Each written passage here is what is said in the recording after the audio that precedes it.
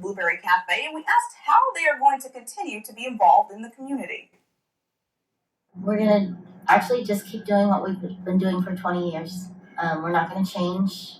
We have heard amazing things about the Golden Nugget, and we want to do the building proud. We're not going to let Wind Supply or Mr. Schwartz down because they believe in us, and we're going to give our 150%.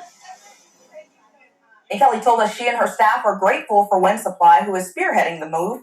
She said the company has rolled out the red carpet for them. These new signs outside of Claremont County School have a lot of people talking online. They have to do with the district's Armed Staff program. The sign warns employees are armed and prepared to use any force necessary to keep students and staff safe. This is at the new Richmond Exempt Village School District.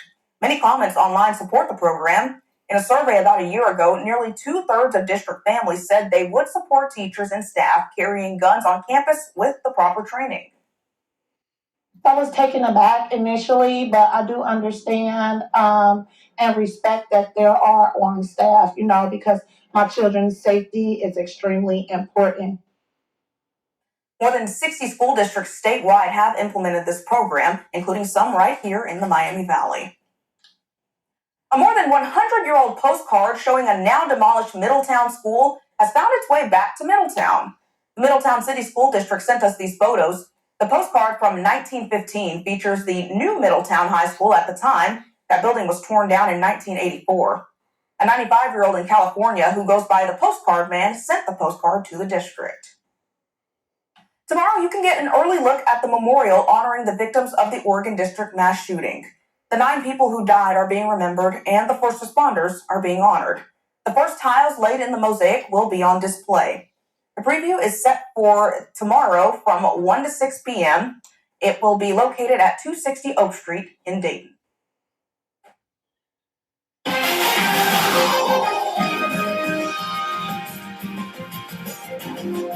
And weather specialist Nick Dunn joins me now. And Nick, we're seeing some snow move into the area again. And not only that, we're actually looking at more chances for snow and rain throughout the week. Yeah, if you are a fan of having some storm systems to kind of keep you busy, we've got plenty of those over the next 7 days. Let's talk about what we're tracking. We've got that round of rain and snow moving in tonight, and that will continue into the day on Sunday with some light snow accumulations expected from that. We have another system coming in on Tuesday that will actually carry into Wednesday as well. Tuesday looks to start as a morning mix of rain and snow that will change over to plain rain, and it's going to get windy out there as well. And if that wasn't enough for you, towards the end of next week, there's another system on the horizon. The details on that one's still very unclear. However, precipitation certainly looking likely. So over the next 7 days, we've got 3 systems to keep our eyes on. Let's take you out to Salina this late evening. And can you see the courthouse? You can try to make it out there just a little bit. It's a little foggy out there this evening, so be careful while you're driving if you encounter that or some snow showers. 31 right now in Coldwater, 32 in Springfield, and 32 right now in Richmond as well.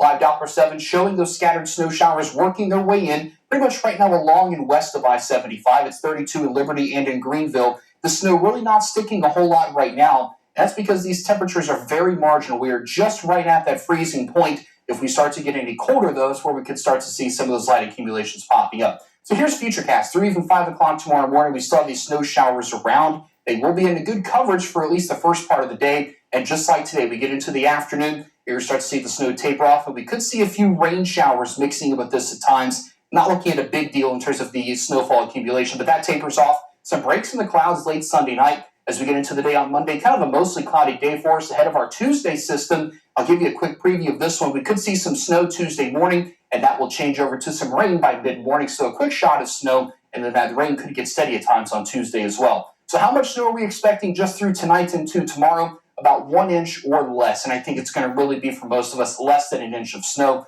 but certainly a nice little festive scene after what we had out there for us today. But here's a look at what you see and what you get. By 2 o'clock in the morning, a few slick spots out there. That carries into tomorrow morning around 7 o'clock, but by noon, I think we'll start to see some rain mixing in, temperatures getting above freezing, so roads should be just primarily wet. So if you have any plans first thing in the morning, just make sure you're kind of keeping an eye on that. And here's a look longer range for you. That system into Wednesday brings in some more rain, and then it changes back over to some snow showers as some colder air works in, and then we'll have to kind of keep an eye on that system on Friday as well. Still working on some details, kind of take it one system at a time. The Storm Center 7-day forecast shows we get one dry day on Monday. Here comes that rain and snow for Tuesday. Another dry day Thursday. And there's that third system I mentioned, Friday into Saturday, highs cooling off a little bit back into the 30s. All right, thank you, Nick. Well, it's been 3 years since the riot at the U.S. Capitol. We'll break down some of the impact we're still seeing today amid a possible rematch of the 2020 election.